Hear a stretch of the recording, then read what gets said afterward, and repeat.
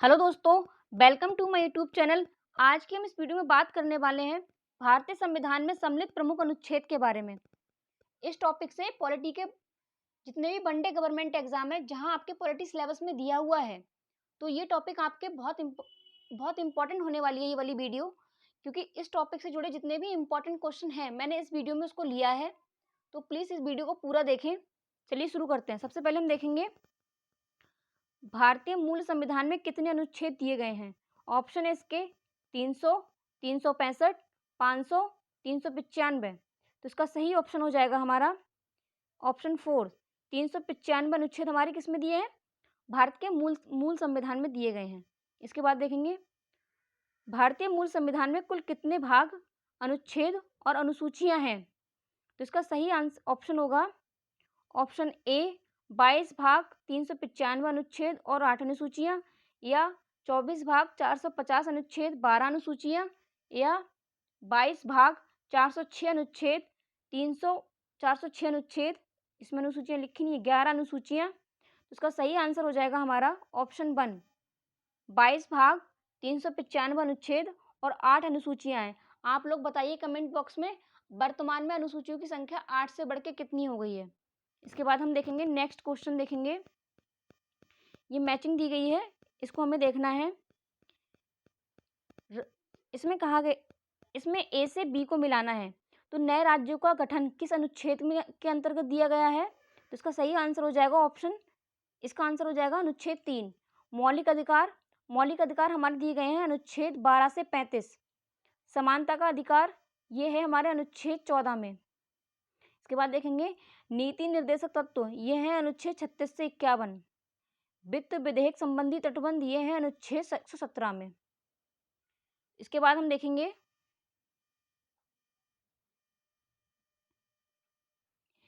निम्न में से कौन सा अनुच्छेद धन विधेयक को परिभाषित करता है। तो इसका सही आंसर इसके ऑप्शन देखेंगे हम अनुच्छेद 110, अनुच्छेद 112, अनुच्छेद 117, अनुच्छेद 123। तो इसका सही आंसर हो जाएगा हमारा अनुच्छेद 110 धन विधेयक को परिभाषित करता है। अब एक एक करके हम सारे अनुच्छेद को पढ़ लेते हैं। जो अनुच्छेद 112 है वो वार्षिक वित्तीय विवरण की जानकारी देता है। अनुच्छेद 117 है वो वित्त विधेयक संबंधी विशेष उपबंध की जानकारी देता है। अनुच्छेद 130 है ये राष्ट्रपति को अध्यादेश जारी करने का शक्ति देता है। राष्ट्रपति को अध्यादेश, ये इंपॉर्टेंट है, सारे आर्टिकल बहुत इंपॉर्टेंट है इसमें जो दिए हैं। इसके बाद एक फिर मैचिंग के लिए है, हम देखेंगे नागरिकता का प्रावधान कौन से अनुच्छेद में है। अनुच्छेद 5 प्रशासनिक प्राधिकरण की स्थापना अनुच्छेद 323 ए। संशोधन की प्रक्रिया अनुच्छेद 368, ये भी बहुत इंपॉर्टेंट है संशोधन की प्रक्रिया। न्यायपालिका से कार्यपालिका का पृथक्करण अनुच्छेद 50, इसको हम ऐसे याद कर सकते हैं, न्यायपालिका से कार्यपालिका का पृथक मतलब उसको अलग अलग कर दिया, 50-50 कर दिया, इसको हम याद कर सकते हैं। अनुच्छेद 50 में न्यायपालिका और कार्यपालिका के कार्यों क्या कर दिया, 50-50 कर दिया। समान नागरिक संहिता 42, सॉरी इसमें गलत लिखा हुआ है, समान नागरिक संहिता हो जाएगा 44। इसके बाद हम देखेंगे निम्नलिखित में से कौन सा अनुच्छेद अल्पसंख्यकों के हितों के संरक्षण के लिए है। तो इसके ऑप्शन देखेंगे अनुच्छेद 25, अनुच्छेद 29, अनुच्छेद 24 या अनुच्छेद 23। तो इसका सही आंसर हो जाएगा हमारा अनुच्छेद 29 अल्पसंख्यकों के लिए हितों के संरक्षण के लिए है। इसके बाद एक एक करके ऑप्शन देखेंगे। अनुच्छेद 25 में किसी भी धर्म को हम मान सकते हैं, किसी भी धर्म को हम स्वीकार कर सकते हैं, मतलब धार्मिक स्वतंत्रता से संबंधित है ये। और अनुच्छेद 24 है कारखानों में किसी भी बालक 18 वर्ष से कम उम्र के जो बच्चे हैं उनको कारखानों में नहीं लगाया जाएगा। और 23 में हो जाएगा मानव के दुर्व्यापार और बलात् श्रम पे निषेध। इसके बाद देखेंगे हम,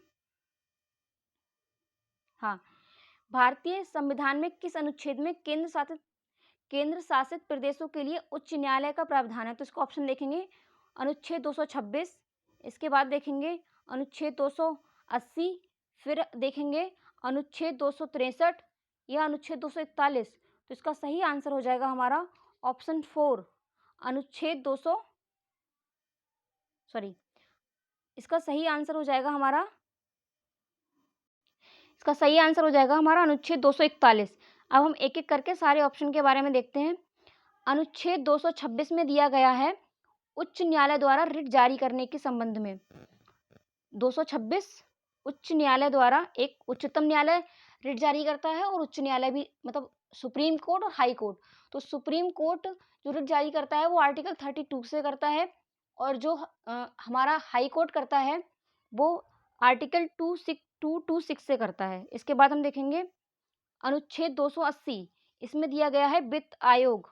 इसके बाद देखेंगे अनुच्छेद 263, इसमें दिया गया है अंतरराज्य परिषद के संबंध में उपबंध। इसके बाद हम देखेंगे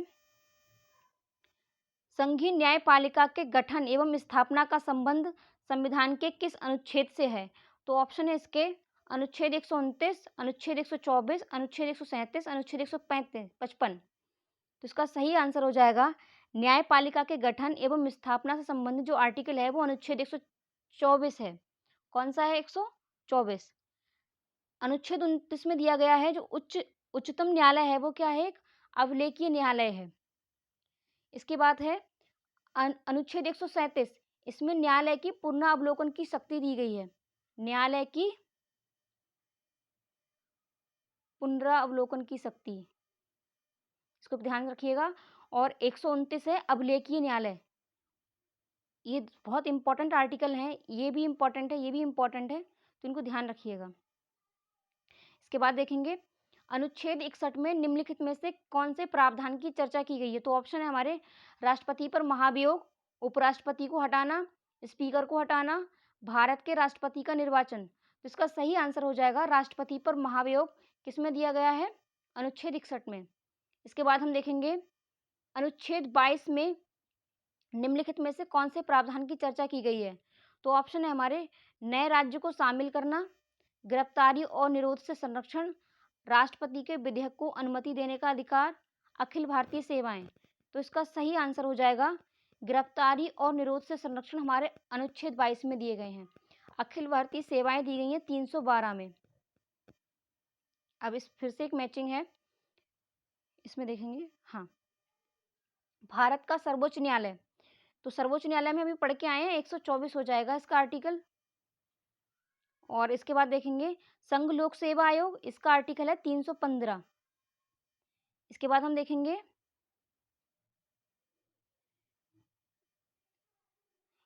भारत के नियंत्रक एवं महालेखा परीक्षक, अनुच्छेद 148, महाधिवक्ता, अनुच्छेद 165। ध्यान रखिएगा, ये सभी इंपॉर्टेंट आर्टिकल मैंने इसमें लिए हैं। इसके बाद देखेंगे संविधान के किस अनुच्छेद से ग्राम पंचायतों के संगठन का प्रावधान है। तो इसका सही आंसर हो जाएगा ऑप्शन 140। अनुच्छेद 40 में ग्राम पंचायतों के संगठन का प्रावधान है। अनुच्छेद 44 में समान सिविल संहिता। अनुच्छेद 50 में है न्यायपालिका और कार्यपालिका का कार्यों का पृथक्करण। और अनुच्छेद 51 में है अंतर्राष्ट्रीय शांति एवं सुरक्षा।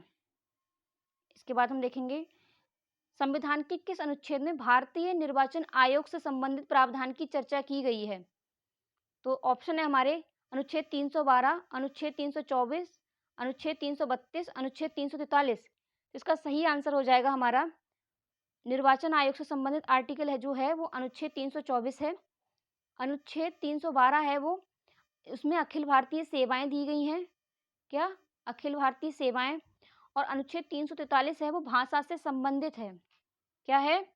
भाषा से संबंधित है। इसके बाद हम देखेंगे 6 से 14 वर्ष तक के सभी बच्चों को निःशुल्क एवं अनिवार्य शिक्षा का अधिकार संविधान के किस अनुच्छेद में दिया गया है। तो इसके ऑप्शन है अनुच्छेद 21, अनुच्छेद 21A, अनुच्छेद 17, अनुच्छेद 18। तो इसका सही आंसर है अनुच्छेद 21A में 6 से 14 वर्ष तक के सभी बच्चों को निःशुल्क एवं अनिवार्य शिक्षा का अधिकार है। अब इसके सारे एक एक करके ऑप्शन देखते हैं। अनुच्छेद 18 में है हमारा उपाधियों का अंत। अनुच्छेद 17 में है छुआछूत का उन्मूलन या अस्पृश्यता का उन्मूलन। किसमें? अनुच्छेद 17 में। और अनुच्छेद हमारा 21 में है प्राण एवं दैहिक स्वतंत्रता। इसके बाद हम देखेंगे संविधान के किस अनुच्छेद को संविधान की आत्मा कहा गया है। तो इसके ऑप्शन है अनुच्छेद 39A, अनुच्छेद 51A या अनुच्छेद 16, इसके बाद है हमारा अनुच्छेद 32। तो इसका सही आंसर हो जाएगा संविधान का कौन सा अनुच्छेद आत्मा कहा जाता है? अनुच्छेद 32 को कहा जाता है। अब हम देखेंगे अनुच्छेद 39A में हमारा क्या प्रावधान दिया गया है। तो अनुच्छेद 39A में दिया गया है समान न्याय एवं निःशुल्क विधि सहायता, समान न्याय एवं निःशुल्क विधि सहायता। अनुच्छेद 51A में हमें दिया गया है मूल कर्तव्य। मौलिक अधिकार, जो मूल अधिकार या मौलिक अधिकार दिए गए हैं वो भाग 3 में दिए गए हैं 12 से 35 तक, और जो मूल कर्तव्य हैं वो 51A में दिए गए हैं। इसके बाद हम देखेंगे भाग 16 लोक नियोजन संबंधी प्रावधान दिए गए हैं इसमें। अब हम देखेंगे प्रेस की स्वतंत्रता भारत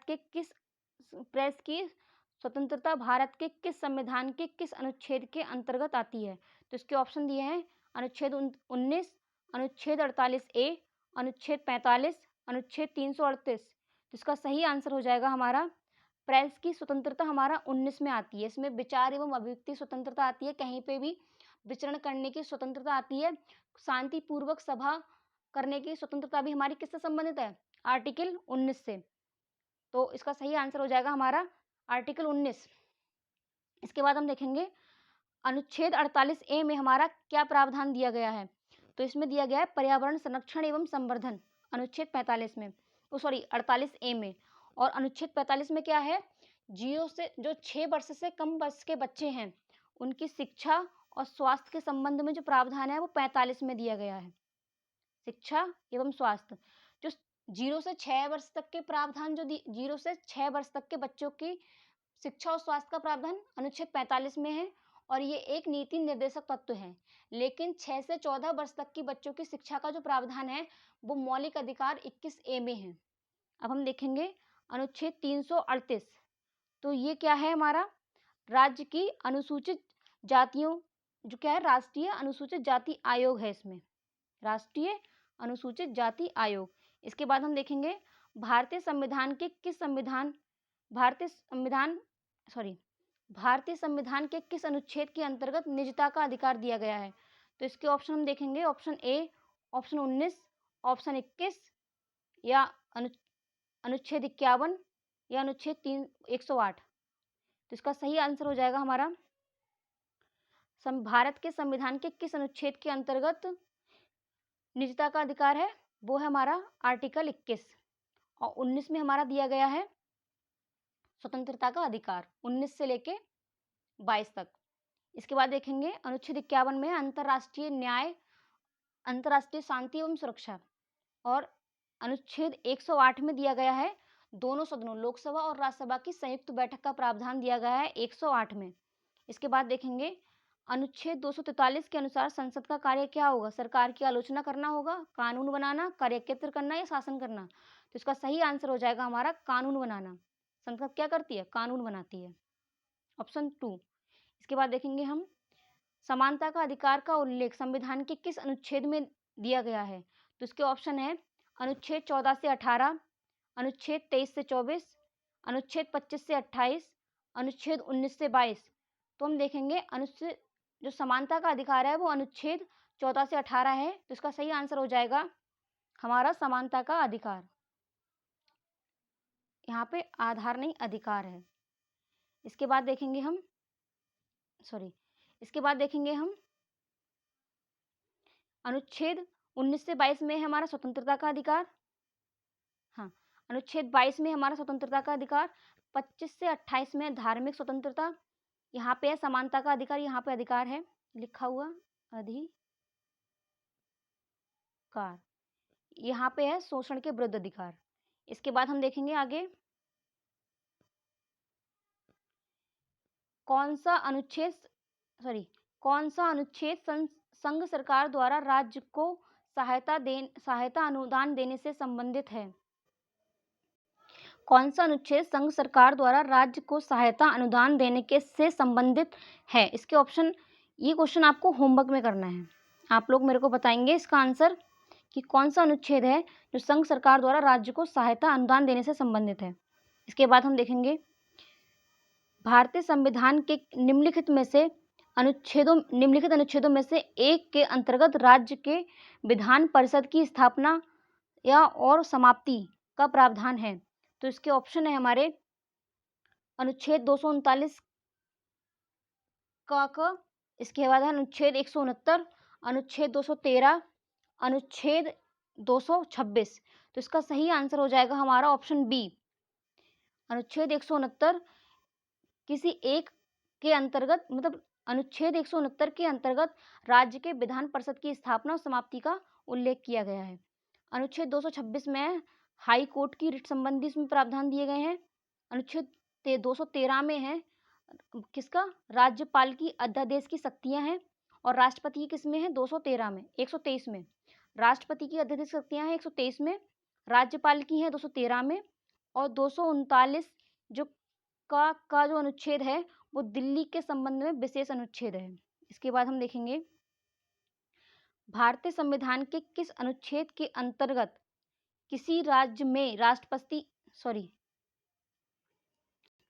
सॉरी मुझे पता नहीं है ये वाला क्वेश्चन रिकॉर्ड हुआ है नहीं हुआ है, मैंने वीडियो पॉज किया था तो उसमें पॉज ही दिखा, तो मैं दोबारा से इस क्वेश्चन को करा रही हूँ। भारतीय संविधान के किस अनुच्छेद के अंतर्गत किसी राज्य में राष्ट्रपति शासन लागू किया जा सकता है? तो इसका सही आंसर हो जाएगा आर्टिकल 356। ये राष्ट्रपति शासन इस अनुच्छेद के अनुसार लगता है। और अनुच्छेद 352 पे लगता है राष्ट्रीय आपातकाल। अनुच्छेद 360 से लगता है वित्त आपातकाल। और अनुच्छेद 338 में है क्या, अनुच्छेद 368 में राष्ट्रीय अनुसूचित जनजाति आयोग। अगर आपको वीडियो अच्छा लगा हो तो प्लीज़ लाइक करें, शेयर करें, सब्सक्राइब करें। धन्यवाद।